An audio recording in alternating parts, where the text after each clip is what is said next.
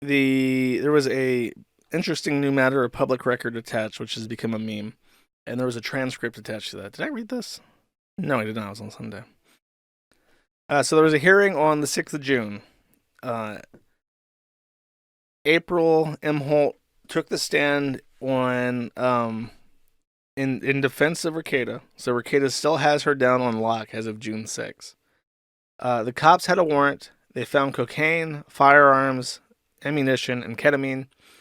Um, the police testified that Rekieta's household was disgusting.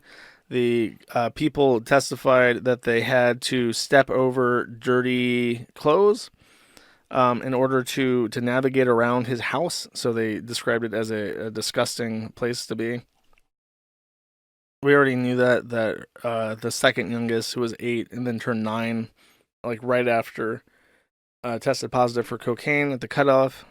Rekieta yelled objection instead of his own attorney, and the reason why he objected is because they had a toxicology report, and Rekieta objected to someone who was not a toxicologist reading the interpreting the numbers.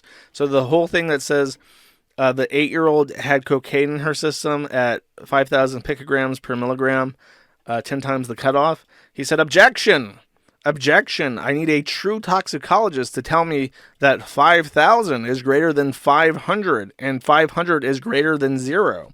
Objection. And I think the judge even said something snarky like, are you his attorney or is he representing himself? Because he kept like interrupting the judge at some point. Alicia Sweep, who has the funniest name in the case, said that it's the consequence of our actions while hugging her oldest son. So Alicia Sweep testified that Rekieta's wife said this to her oldest son. The foster care parents, so apparently the kids are divvied up. No one person can handle all 5 kids. So the grandparents on both Rekieta's side and Kayla's side have taken custody of some of the kids. They were required to take substance awareness training, and the purpose of this is that they are not educating them on anything except how to recognize intoxication, because they're instructed to not allow Rekieta's to see their kids unless they're sober as part of the custody hearing. And they have to take, in order to be the custodian of the kids, they have to undergo a awareness training program so that they can see the signs of inebriation. This is what this person looks like drunk. This is how a person talks when high on cocaine, and so on and so forth, so that they can say, you're not allowed to see the kids, you're not in a good state of mind right now. The Candido County Health and Human Services asked for hair follicle tests from Baldo and Kayla, and they said no. So I don't think they had a requirement that they had to do this. I'm not sure what the technicality is, but plainly the state was not pleased by this. They said that they will have to do usage assessments to maintain visitation rights of their kids. And when Alicia Sweep, the CPS woman, was touring their house, she was denied access to his bedroom.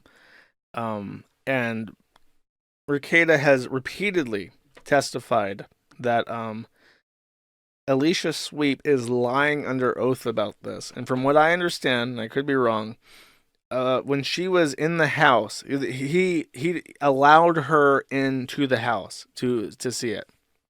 She's as a CPS lady, she apparently cannot force her way into the house.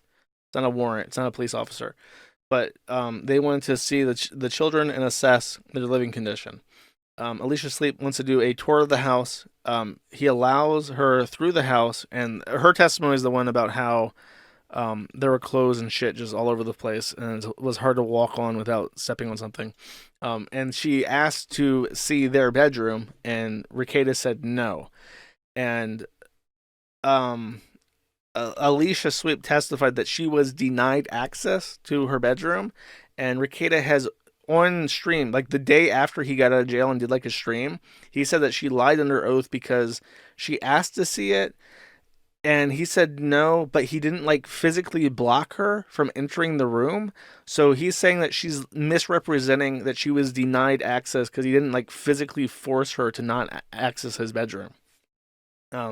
So he's accusing her of false testimony, which is important because of a thing I'll get to in a second.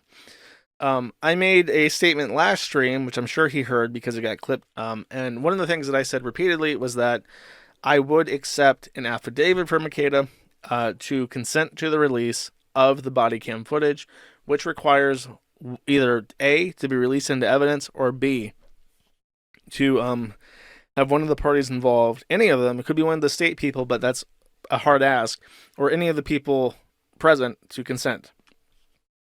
I explained this before. April, Kayla, and Rakeda could all consent to the release of the footage from the government. They do not. Rakeda messaged me on Signal. He gave me the Baldo signal and sent me a missive about his statements. And his statement was that he petitioned the CHIPS case, the child custody case, to be sealed.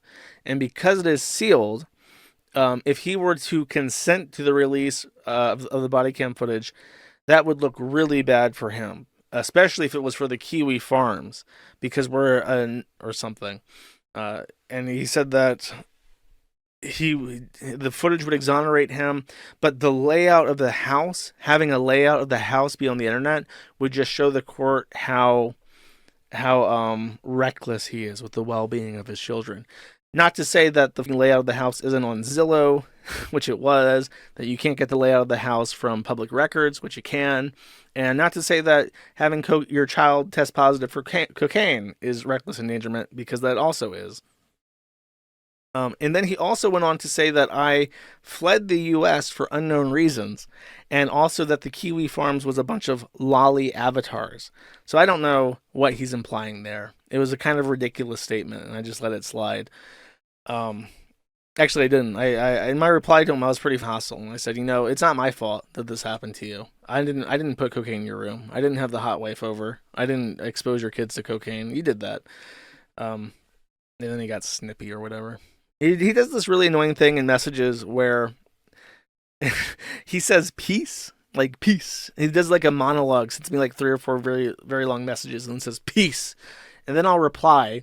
And then he has to get the last word, so he just replies back. It's like, I thought you were done, bro. You said peace. I don't know. He's just such like an aggressive dickhead now. It's unbelievable.